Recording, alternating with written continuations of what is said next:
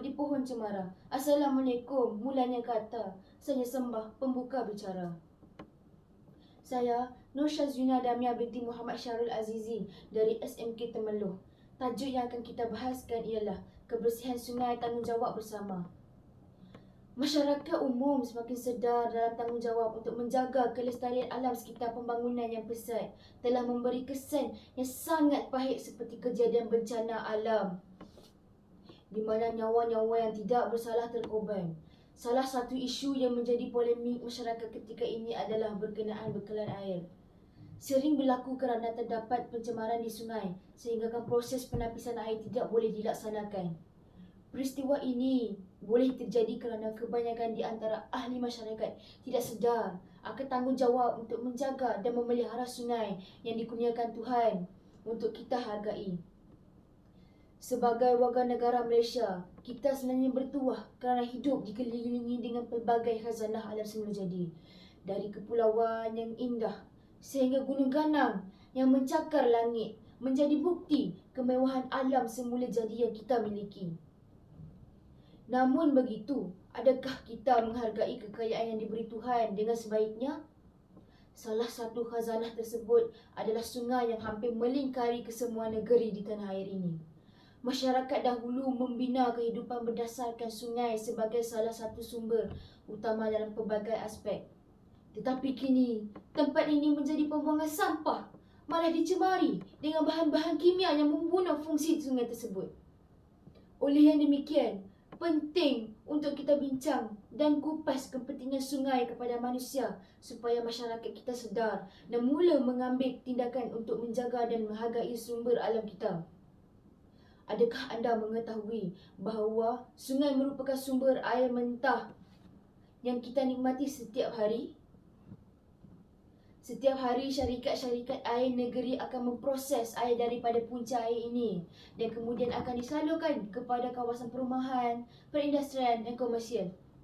Kita sebagai pengguna hanya perlu menapis atau memasak air untuk digunakan sebagai minuman, makanan, aktiviti yang melibatkan penggunaan air. Bayangkan jika sungai yang menjadi sumber air kita tercemar dan tidak boleh diproses sehingga menyebabkan bekalan air terputus. Banyak rutin harian kita tidak boleh dilaksanakan dan kesejahteraan hidup masyarakat terganggu.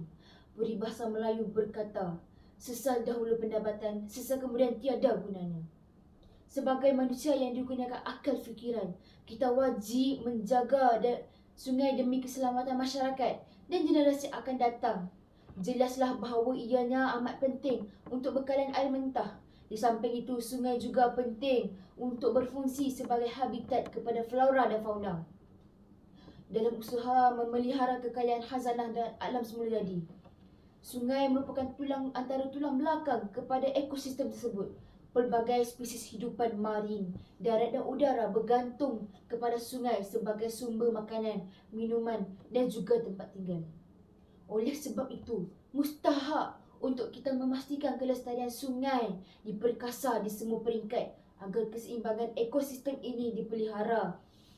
Sekiranya kita bertindak untuk memusnahkan sumber alam ini dengan pembangunan, kemanakah perginya haiwan yang tumbuhan ingin hidup?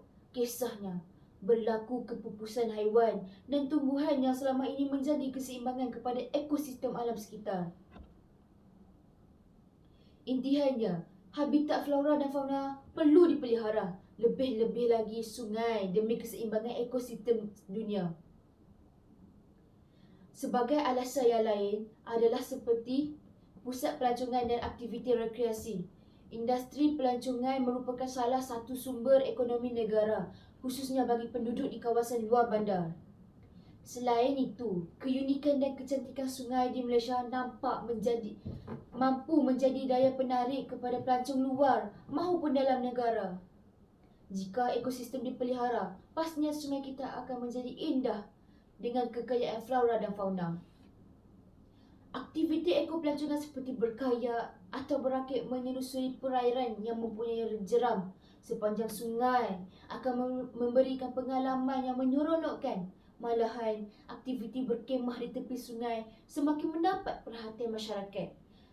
pada hari ini yang ingin meluangkan masa bersama keluarga dan rakan-rakan pada hujung minggu. Izhannya, menjadikan sumber alam ini sebagai pusat pelancongan dan rekreasi adalah sangat disignifikasikan di negara ini.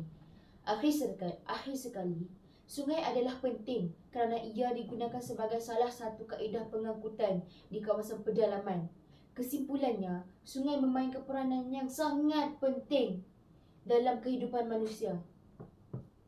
Kerajaan dan agensi yang terlibat perlu berganding bahu bagi memastikan dasar pemeliharaan dan pemulihan sungai terjamin dan menguat kuasa undang-undang jika ada salah laku. Semoga pembangunan lestari menjadi pegangan dalam setiap pembangunan yang akan kita miliki tidak terkorban.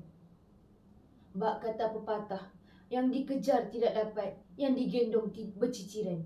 Sebelum saya mengakhiri pengucap awam ini, terimalah serangkap pantun dari saya. Dari Kedah ke Pekansari, beli suasa di kota tinggi. Selesai sudah tugasan kami. Di lain masa bersua lagi. Wabillahi taufik wal hidayah. Wassalamualaikum warahmatullahi wabarakatuh.